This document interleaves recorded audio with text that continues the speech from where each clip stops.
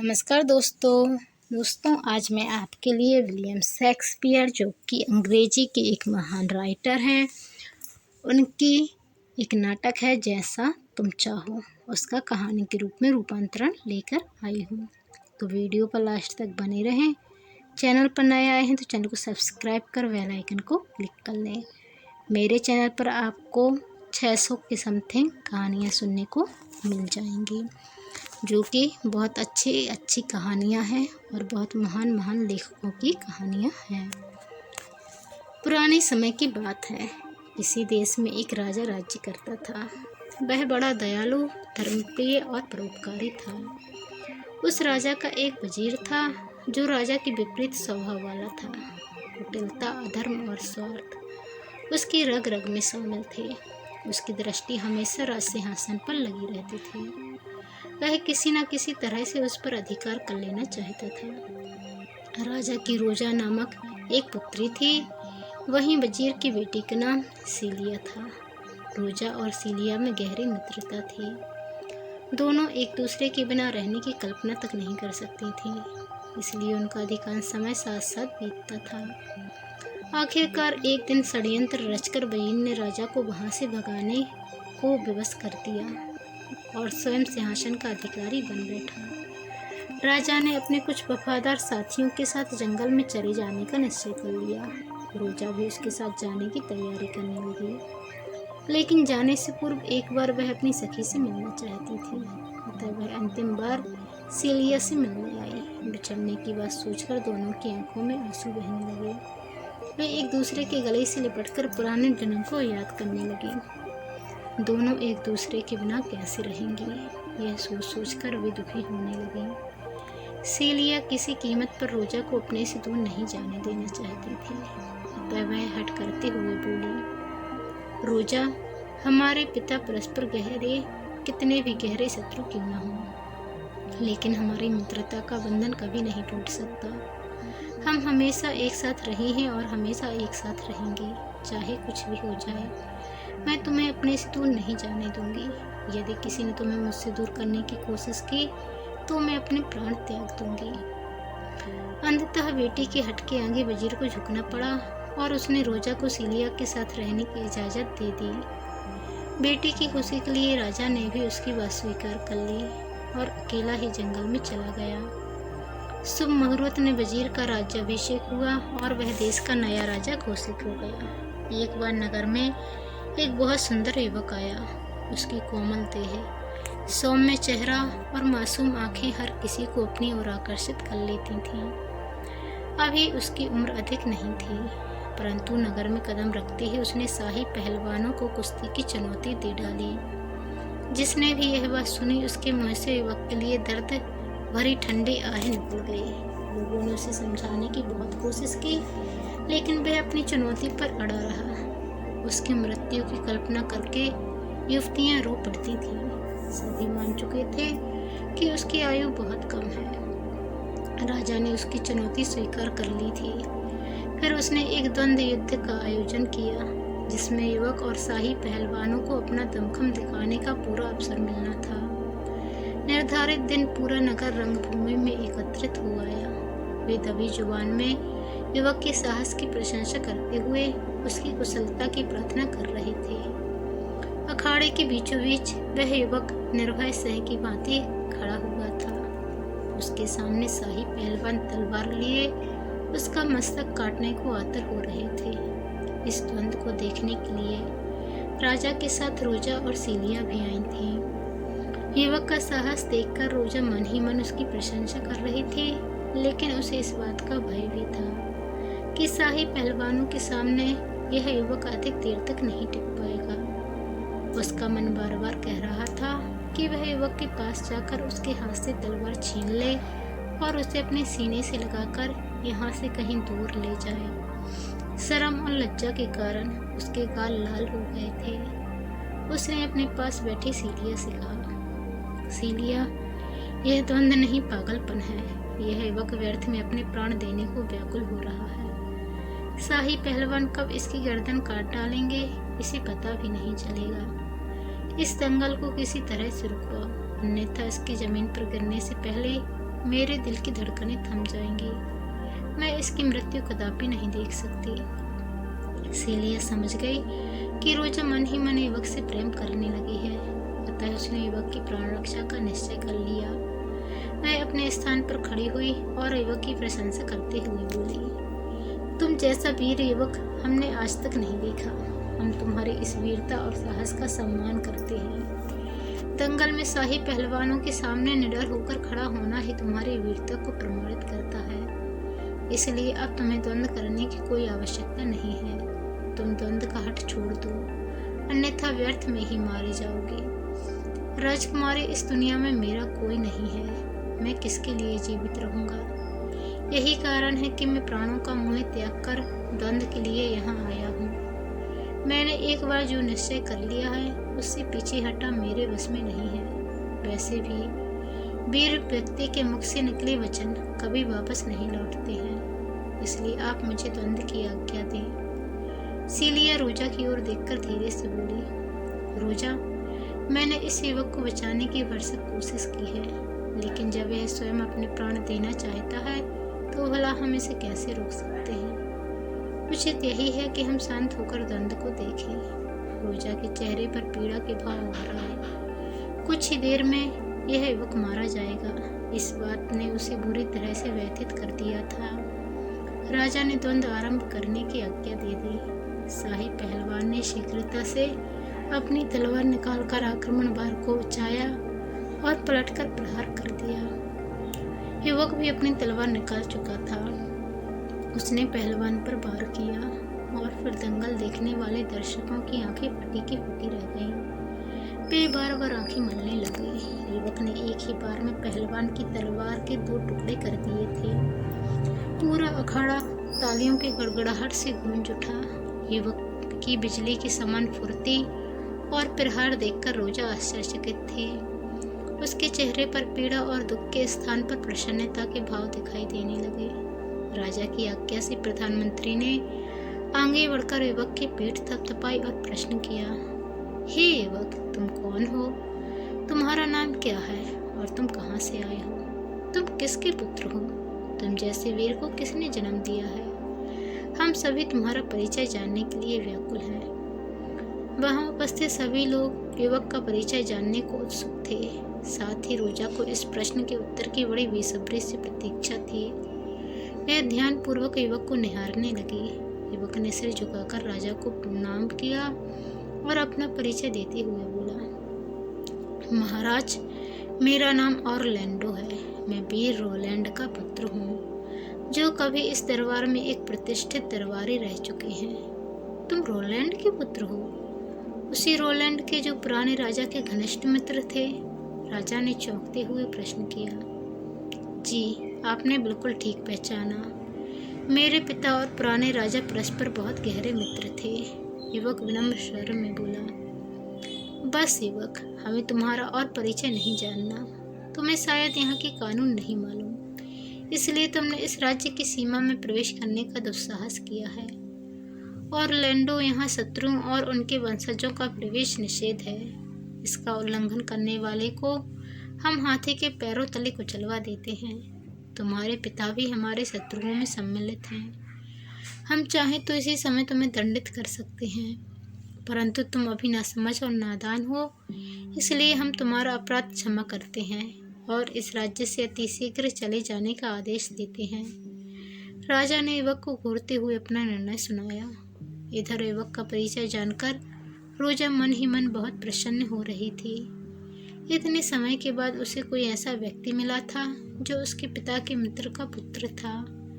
वह उसके साथ बहुत सी बातें करना चाहती थी, उसके साथ अधिक से अधिक समय बिताना चाहती थी, लेकिन राजा का आदेश सुनकर वह भौचक्की रह गई। उसके पिता को छीनने वाला आज उसके चहेते युवक को भी उससे अलग कर रहा था। उदासी और निराशा से उसका चेहरा मुरझा गया। रोजा की यह दशा सीलिया से छिपी नहीं थी। वह अपनी सखी को किसी कीमत पर उदास नहीं देख सकती थी, अतः वह पिता के पास गई और उन्हें समझाते हुए बोली, पिताजी, आपकी शत्रुता ऑरलैंडो के पिता के साथ थी। इसमें भला इसका क्या दोष है? किसी की गलती की सजा उसकी संतान को देना कहाँ का न्याय है? कृपया आप अपनी शत्रुता को भूलकर ऑरलैंडो को क्षमा कर दें। बेटी, जैसे सर्प की भांति उसकी संतान की भी डसने की प्रवृत्ति होती है, उसी प्रकार शत्रु की संतान को भी अपना शत्रु समझना चाहिए। वह कभी भी हमारा अहित कर सकती है, अतः मैं अपने किसी शत्रु को क्षमा नहीं कर सकता। शत्रु की पुत्री होने के कारण मेरे लिए रोजा भी किसी शत्रु से कम नहीं है। मैं केवल तुम्हारी खुशी के कारण उसे सहन कर रहा हूँ, अन्यथा मैं कभी का उसे राज्य से बाहर निकलवा चुका होता। परंतु लगता है कि अब पानी सिर से ऊपर निकलता जा रहा है, इसलिए अपनी सखी से कह दो कि वह यह राज छोड़कर आज ही यहाँ से चली जाए। राजा ने जहर उगलते स्वर में कहा। पिता की बात सुनकर सीलिया हतप्रभ रह गई। अब तक वह यही सोचती आई थी कि उसके पिता रोजा को भी अपनी पुत्री के समान प्यार करते हैं, परंतु आज उसकी आंखों पर बंधी पट्टी उतर गई थी। वह हट करते हुए बोली, पिताजी, अगर मैं ही उसे न जाने दूं, तब आप क्या करेंगे? मैं तुम्हें भी उसके साथ राज्य से निकल जाने का आदेश दे दूंगा। अगर तुम अपनी सखी के बिना नहीं रह सकती, तो तुम भी खुशी खुशी उसके साथ जा सकती हो। राजा ने दो टूक जवाब दिया। यद्यपि उसने सिलिया को भी जाने के लिए कह दिया था, फिर भी उसे विश्वास था कि एक मामूली लड़के के लिए उसकी पुत्री कभी भी राष्ट्रीय सुखों और ऐश्वर्य को नहीं छोड़ सकती। परंतु यह उसका भ्रम था। सिलिया ने उसी समय रोजा के साथ राज्य छोड़ने का निश्चय कर लिया था। उसी दिन सूर्यास्त के साथ साथ दोनों सखियों ने महल छोड़ दिया। उन्होंने सुना था कि रोजा के पिता आर्डन नामक जंगल में अपने साथियों के साथ आदिवासियों का जीवन व्यतीत कर रहे हैं। अब वे ही उनके एकमात्र सहारा थे, अतः दोनों उन्हीं को ढूंढने चल पड़ी। परंतु आर्डन जंगल किस ओर है, इसके बारे में वे पूरी तरह से अनजान थी। चूंकि मार्ग में कई वन और बीहड़ रास्ते थे, इसलिए उन्होंने अपने वेश बदल लिए थे। लंबी होने के कारण रोजा ने पुरुष का तथा सिलिया ने ग्वालन का वेश बना लिया था। वेश बदलने के साथ साथ उन्होंने अपने नाम भी बदल लिए थे। रोजा ने अपना नाम गैनीमेड और सिलिया ने एलिना रख लिया था। जिन राजकुमारियों ने कभी रेशमी कालीन से नीचे पैर नहीं रखा था, जिनके पैरों में हमेशा फूल सजते थे, आज समय बदलने के कारण वही राजकुमारियां कांटों वाले रास्ते पर चल रही थीं। चलते चलते वे जंगल को पार कर दूसरी सीमा पर जा पहुंची। वे निरंतर कई घंटों से चल रही थीं, इसलिए उन्हें भूख प्यास लगाई थी। तभी वहां एक गरड़िया दिखाई दिया, जो अपनी भेड़ बकरियों को हाँकते हुए घर को लौट रहा था। गैनीमेड ने आगे बढ़कर उससे पूछा, क्या हमें रात गुजारने के लिए यहाँ कोई जगह मिल सकती है? हम बहुत दूर से आ रहे हैं और कुछ देर विश्राम करना चाहते हैं। गरड़िया सरल और अतिथि प्रिय था। विनम्र स्वर में बोला, यहाँ जगह मिलना बहुत मुश्किल है, लेकिन आप घबराएं नहीं, मेरा घर पास ही है।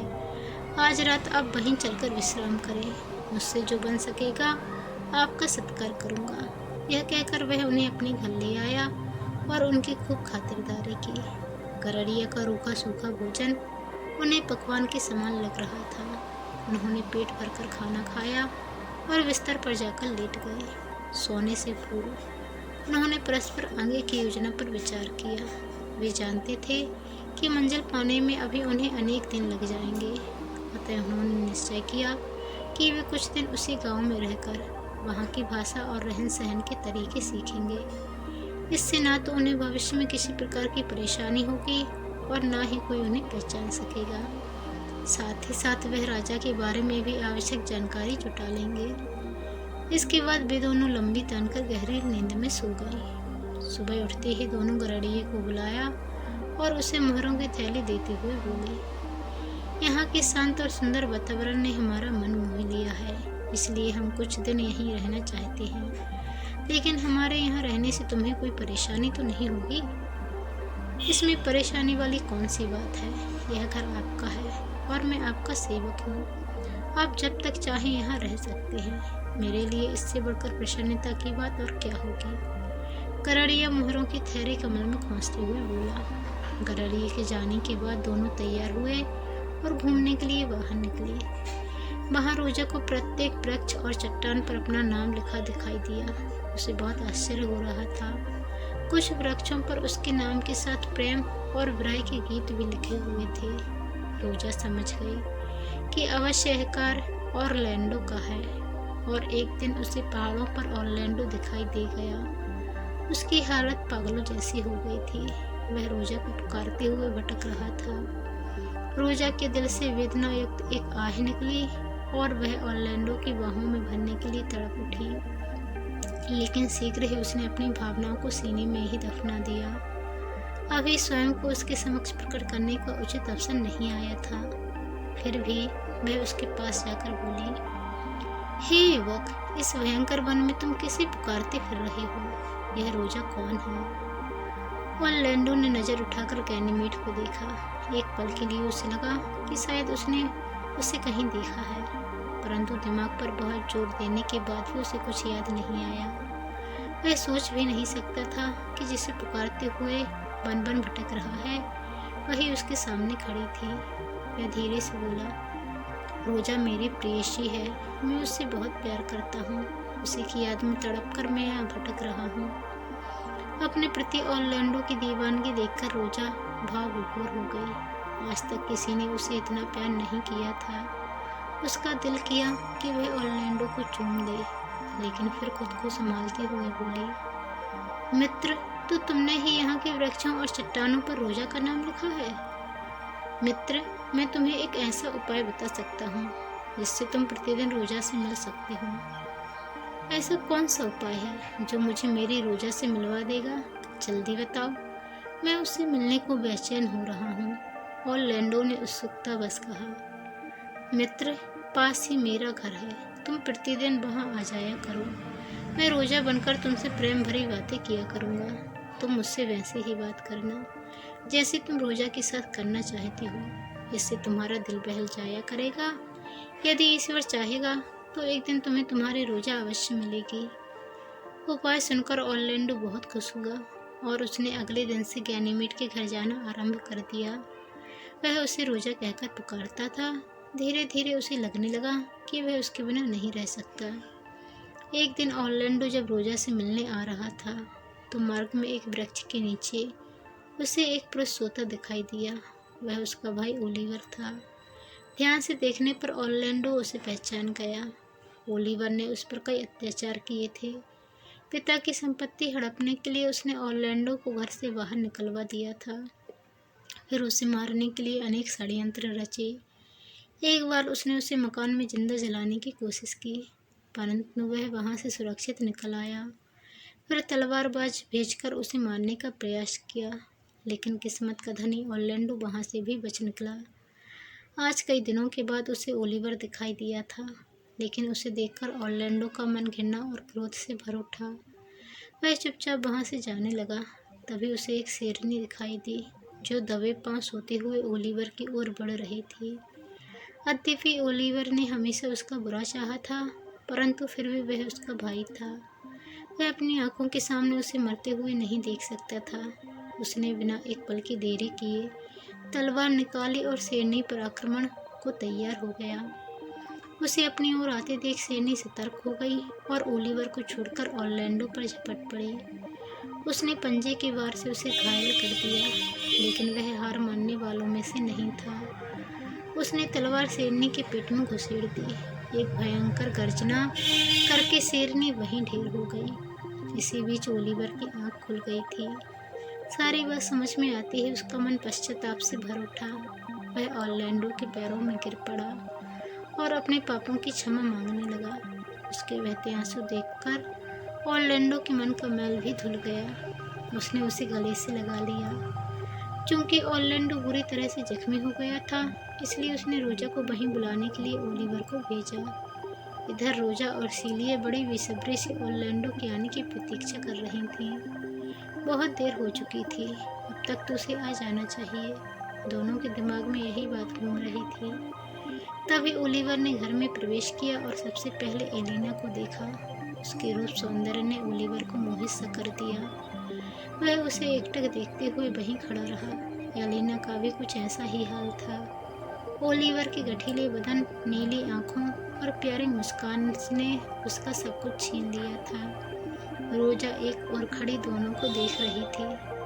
वह समझ गई कि एलिना को भी उसका मनपसंद जीवन साथी मिल गया है। उसने ओलिवर से उसका परिचय पूछा। मेरा नाम ओलिवर है, मैं ऑरलैंडो का भाई हूँ। उसे एक सैनिक ने घायल कर दिया है। इस समय वह पहाड़ की चोटी पर बैठा आप लोगों की प्रतीक्षा कर रहा है। आप जल्दी से मेरे साथ वहाँ चले। वह एक सांस में सब कुछ भूल गया। तत्पश्चात तीनों शीघ्रता से ऑरलैंडो के पास पहुंचे। रोजा ने उसके घाव पर मरहम पट्टी की। वही अवसर देखकर ओलिवर ने ऑरलैंडो से कहा कि वह एलिना से प्यार करने लगा है और उससे विवाह करना चाहता है। ऑरलैंडो प्रसन्नता से भर उठा, लेकिन सहसा उसके चेहरे पर उदासी छा गई। वह दुखी स्वर में बोला, तुम कितने भाग्यवान हो ओलिवर। तुम जिसे प्रेम करते हो वह तुम्हारे पास है।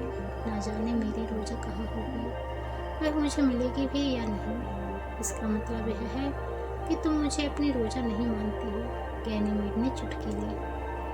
मैं तुम्हें रोजा समझकर तुमसे अपने दिल की सारी बातें करता हूँ, लेकिन चाहकर भी तुम्हारे अंदर मेरी रोजा दिखाई नहीं देती। काश मेरी रोजा मेरे पास आ सकती। यह कहकर ऑरलैंडो ने ठंडी आह भरी। ऑरलैंडो, सब नज़रों का खेल होता है। यदि तुम चाहो तो मैं तुम्हारी वास्तविक रोजा बन सकता हूँ। गैनीमेड उसे पुनः छेड़ते हुए बोला, मित्र, तुम क्यों मेरे साथ मजाक कर रहे हो? ऐसा कभी नहीं हो सकता। ऑरलैंडो निराश स्वर में बोला, तो फिर लो, तुम्हारी रोजा तुम्हारे सामने आ गई है। यह कहकर गैनीमेड ने अपना पुरुष वेश उतार फेंका। अचानक रोजा को सामने देखकर ऑरलैंडो आश्चर्य से भर उठा। उसे सब कुछ सपने की तरह लग रहा था। उसने अपनी बाहें फैला दी और रोजा दौड़कर उनमें समा गई। इस प्रकार दोनों प्रेमियों का मिलन हो गया। फिर सीलिया ने उन्हें अपने वहां आने का प्रयोजन बताया। ओलिवर महाराज के ठिकाने के बारे में अच्छी तरह से जानता था। वह सभी को साथ लेकर उनके पास पहुंच गया। उस समय महाराज के शरीर पर जंगली पोशाक थी। उनकी दाढ़ी और बाल बहुत बढ़ चुके थे। ऐसे रूप में भी रोजा ने उन्हें पहचान लिया और उनसे लिपटकर स्नेह जताने लगी। इसके बाद सीलिया ने उनका दोनों युवकों से परिचय करवाया। अपने मित्र के पुत्रों को देखकर महाराज बड़े प्रसन्न हुए। इससे अधिक प्रसन्नता उन्हें तब हुई जब उन्हें पता चला कि ऑरलैंडो रोजा से और ओलिवर सीलिया से विवाह करना चाहते हैं। और फिर अगले दिन ही महाराज ने विधि पूर्वक दोनों प्रेमी जोड़ों को विवाह के सूत्र में बांध दिया। दोनों नवविवाहित जोड़े जब महाराज का आशीर्वाद ले रहे थे, तभी वहां एक दूत आया। उसके पास एक पत्र था।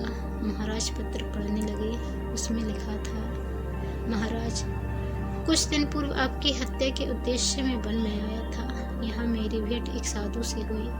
उनके ज्ञानवर्धक उपदेशों और दर्शन मात्र से मेरी आंखें खुल गईं। जिस लोभ और मोह में फंसकर मैंने आपके साथ विद्रोह करने का पाप किया था, मेरे मन ने उन्हें त्याग दिया है। अब ना तो मुझ में मोह बाकी है और न किसी प्रकार का लोभ। मेरा मन पूरी तरह से विरक्त हो चुका है। अतः महाराज, मैं आपको आपका राज्य सौंपकर अपना बाकी जीवन ईश्वर भक्ति में बिताना चाहता हूँ। आशा है मेरे अक्षम अपराधों को क्षमा करके आप मुझे क्षमा कर देंगे। पत्र मिलते ही आप वापस लौट आएं और मुझ पापी को प्रायश्चित का अवसर दें। आपका सेवक। इस शुभ पत्र ने उस शाम को और प्रसन्नता से भर दिया।